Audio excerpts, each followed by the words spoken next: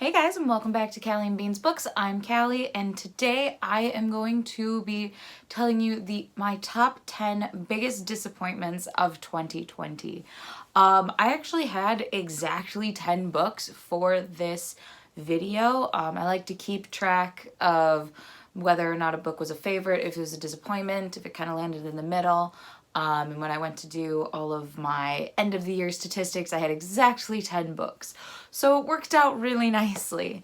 So I'm just gonna go through all of the books. A couple of them are sequels, so I'll just go into what the main book was about opposed to what the sequel was about. Stay away from spoilers and kind of reasons why I didn't care for the sequel.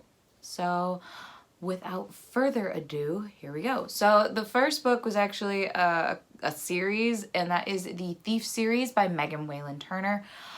I did not care for this series. I ended up giving it up by, I think, book 3. This series follows a thief who boasts about the fact, while he's in jail, that he is the best thief in the entire world. And a guy who is determined to find this treasure enlists his help, because what harm could he do to try and get this treasure? And we end up learning more about the world and a little bit about the thief as the story goes on. I think the issue I had with this was the writing style. This was hyped up to be one of the really good YA fantasies to ever come out, to first come out. I believe this series started in the late 90s. And I did not care for the writing style. I didn't care about any of the characters. I didn't feel drawn to any of them. I didn't care. And that kind of continued throughout the other 2 books that I started reading. And I ended up DNFing the entire series, which is 6 books long, and I believe just wrapped up this year. So unfortunately, this was just not for me. The next book on this list is Havenfall by Sara Holland. This follows a girl who goes to this family cabin, basically, and this cabin sits on a gateway between 4 different worlds. And when people start dying during this peace summit, they have to try and figure out who it is, what world they're from, and all of this kind of stuff. It started out sounding extremely interesting and almost like a Scooby-Doo episode. I really enjoyed Sara Holland's first series, which was the Everlist series, so I had a lot of high hopes going into this book, but it was so boring. All of the reveals were very poorly placed, in my opinion. They weren't big reveals or anything like that, and it took till about the last 50 pages for the plot to actually sort of get some steam, which was really unfortunate. And I was bored throughout the entire book, just waiting for something to happen. So I wasn't a big fan of it. The next book I have on this list is Given to the Sea by Mindy McGinnis. This was one of our book of the month picks because we actually met Mindy McGinnis, and the only reason I have not unhauled this is personalized and signed. This story follows a girl who her entire purpose in life is to become a sacrifice. She basically, the way this world works is every generation, the same line of women, they have a baby, and when they have a baby girl, that they become the sacrifice, and that is their entire purpose, is to breed more sacrifices and then be sacrificed. And our main character, Kosa, doesn't want... I believe what the author is trying to do is, Kosa is asexual. At least that's what I gathered from it. And the book became very about rape culture, and it took a wild turn, and not in a good way, on how to discuss rape culture and how to properly address that issue. It was just like, well, just someone put a baby in her. And that was the entire vibe of the book, and I did not care for it. So it made me extremely uncomfortable the entire time. And I tried picking up the second book hoping it'd be a little less like that, and it was not. So it left a bad taste in my mouth, unfortunately. The next book that I'm going to talk about is The Ink in the Blood by Kim Smejkal. I'm gonna butcher that. This I had such high hopes for. It was a book about tattoo magic. And I have tattoos, so I thought that that was really cool. Plus I love the idea of like the art coming to life and all of that. So we follow these two girls who they are these type of mages where they imprint prophecies and magic onto people's skins. And they're basically indentured servants, and they have no choice into what they put on people and what kind of prophecies they put on people, unfortunately. And they feel that that is wrong and that they're sending wrong messages to people. And what ends up happening is they end up escaping with a circus and trying to run away from this big establishment. The magic was cool, but I just didn't... I think, again, this was a writing style thing for me, just because I didn't end up getting really into the story.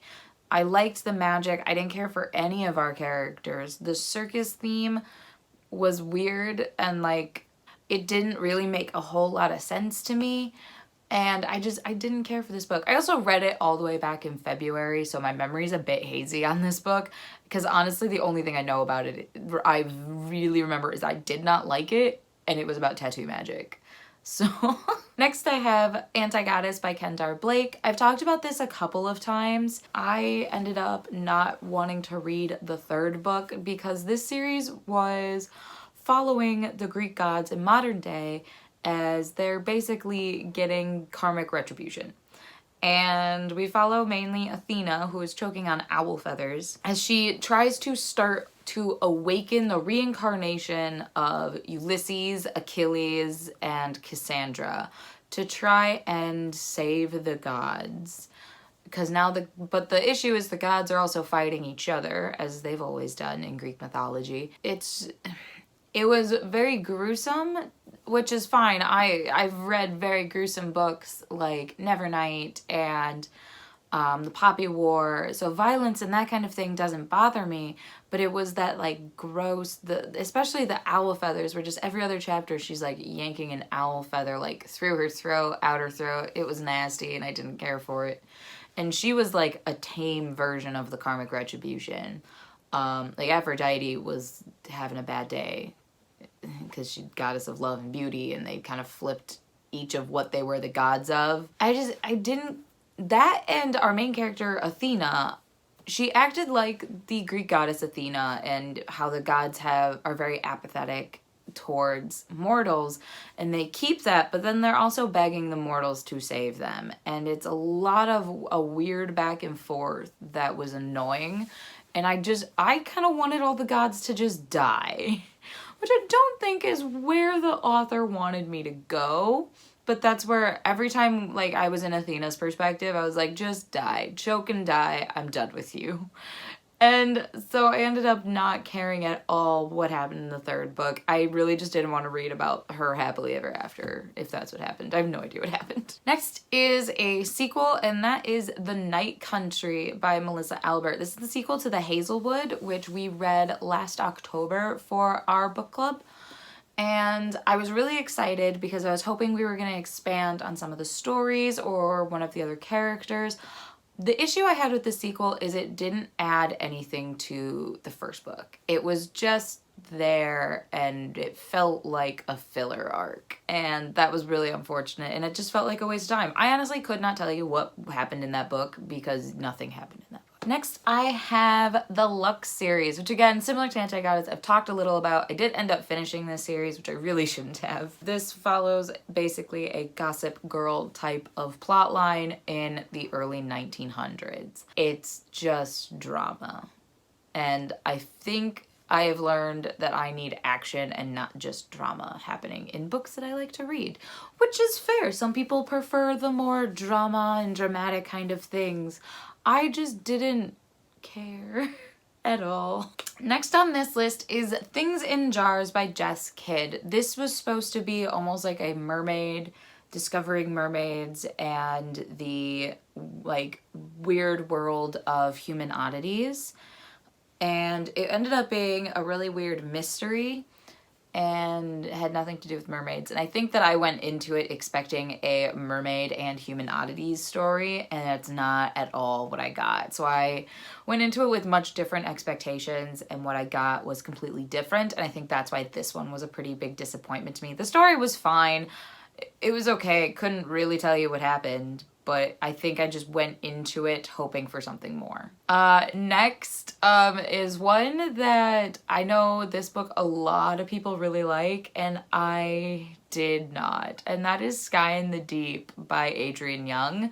This is a Viking story where a girl ends up being in a rival Viking camp and having to survive while also trying to figure out how to save her own people when these two tribes have been warring. So the main character is a very cool Viking chick, and she's a lot of fun and very sassy and all of that. However, this was not a Viking story I anticipated, even a little. I was hoping for like violence and all of that kind of Viking lore with Loki and Thor and the Norse mythology and all of that, and I was given a really weird romance and sass, which I'm good with sass, but it's similar to Things in Jars. I was really hoping for this badass Viking story, and I didn't get it. I did get one eventually. I didn't care for it, and the last like 30 or so pages ruined the entire book for me. I was so mad at the ending of that book, and I couldn't. It ruined everything for me. I think the last 30 pages I ended up dropping a whole other star just because of it, because I was so agitated. And the last biggest disappointment that I had this year is The Ballad of Songbirds and Snakes by Suzanne Collins. This was a highly anticipated release this year because it is a prequel to The Hunger Games, and in President Snow's perspective when he's younger. What I was really hoping for is more games, more explanation as to how the games ended up developing, the way that we see them when Katniss is a part of them. The games were maybe 50 pages out of this like 500 and some book. Snow was a weird character because it was one of those things where I didn't want to like him because I know how he ends up in The Hunger Games, but then I feel like there were several cop-outs throughout the entire story to ensure that we were, I don't want to say we were put back in our place with President Snow, but we were put back in our place with President Snow.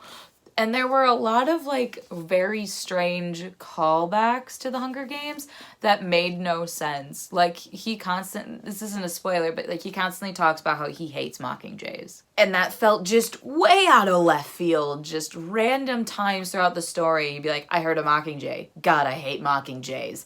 And I understand that like, I don't want to say foreshadowing because we all know what happens in The Hunger Games because those book came out 10 years ago, but she becomes the Mockingjay and all of that, and I get the correlation, and it would have been fine if it happened once, or even if we got an explanation about it. He just kept saying he hated Mockingjays, and it felt like such a cash grab to me, and I left a bad taste in my mouth, and I had such high hopes and all of this for this book. I was hoping for just like this nitty gritty villain origin story, and it's not really what I got, even a little.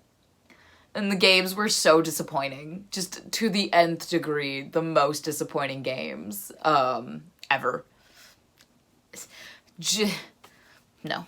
I wasn't a fan of it, unfortunately. And I know a ton of people have very similar opinions about this book. It did not deliver what was anticipated. So those are my top 10 biggest disappointments of 2020. Relatively for 2020, I've had a really good reading year. I've had a lot of favorites. I only had 10 really disappointing books where I have felt the need to tag them as disappointing. I do constantly unhaul books if I liked them, but I don't feel I'm gonna reread them. Yeah, so that is going to be it for today's video. Please like, comment, and subscribe to our channel. We post videos every Tuesday, Thursday, and Sunday. Let me know what books you didn't like this year. I'd love to know. Or if you really liked some of these books, tell me why. I'd love to expand upon it. But that's gonna be it for today's video. Thank you for watching, and I will see you guys in our next video. Bye!